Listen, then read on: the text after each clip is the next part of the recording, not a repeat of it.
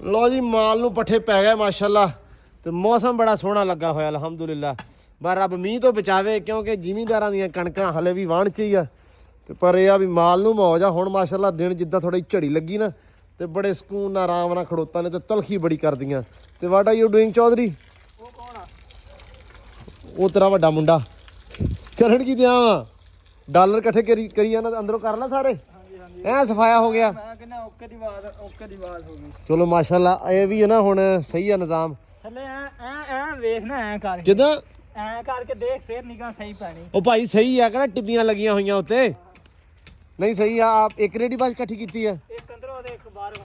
ਚਲੋ ਅੱਲਾ ਖੈਰ ਕਰੇ। ਤੂੰ ਤੇਰਾ ਅੱਛਾ ਧਿਆਨ ਰਹਿੰਦਾ ਕਬੂਤਰ ਵਾਲਿਆਂ ਦਾ ਹਿਸਾਬ ਆ ਵੀ ਇਸ ਟਾਈਮ ਨਾ ਚਿੜੀ ਮਾਰੀ ਪੀਕ ਤੇ ਆ ਕਿ ਬਾਜ਼ੀਆਂ ਦਾ ਸੀਜ਼ਨ ਆ ਕਬੂਤਰਾਂ ਦੀਆਂ ਦਾ ਤੇ ਸਾਰਾ ਦਿਨ ਇਸ ਬੰਦੇ ਦੀ ਨਿਗਾਹ ਸਾਡੇ ਦੀ ਤਾਂ ਹੀ ਰਹਿੰਦੀ ਆ। ਭਾਵੇਂ ਧੌਣ ਟੁੱਟ ਜਾਵੇ ਭਾਵੇਂ ਧੌਣ ਲੈ ਜਾਵੇ ਨਾਲੋਂ ਪਰ ਕਬੂਤਰ ਵਿਖਣਾ ਚਾਹੀਦਾ। ਤੇ ਏਡੀ ਤਿੱਖੀ ਨਜ਼ਰ ਆ ਇਸ ਬੰਦੇ ਦੀ ਵੀ ਉਹ ਪਰਲੇ ਪਿੰਡ ਵੀ ਉੱਡਦਾ ਹੋਊਗਾ ਨਾ ਤੇ ਉਹ ਨੀਵੇਂ ਉੱਡਦੇ ਪੈਣੀ ਹੈ। ਉਹ ਬੰਦਿਆਂ ਵਾਲੀ ਗੱਲ ਕਰ। ਚਲੋ ਅੱਲਾ ਖੈਰ ਕਰੇ। ਇਹਨੂੰ ਇਹ ਚੱਕ ਤੇ ਐਂਬਰ ਦੇ ਸ਼ੁਰੂ ਡਾਲਰ ਇੱਧਰ ਆ ਜਾ। ਜੋੜੀ ਸਹਿ ਇੱਧਰ ਆ ਜਾਓ। ਅਵਾਰਾ ਸਾਰੇ ਡੇਰੇ ਦੇ ਆਲੇ ਦੁਆਲਾ ਤੁਸੀਂ ਫਿਰਨਾ ਵਾ। ਡਾਲਰ ਇੱਧਰ ਆ ਪੁੱਤਰ ਆ ਜਾ ਮੇਰਾ ਆ ਜਾ ਭੱਜ ਸ਼ਾਬਾਸ਼ ਆ ਜਾ ਬੱਗਾ। ਆ ਗਈ ਬਾਹਰ ਆ ਗਈ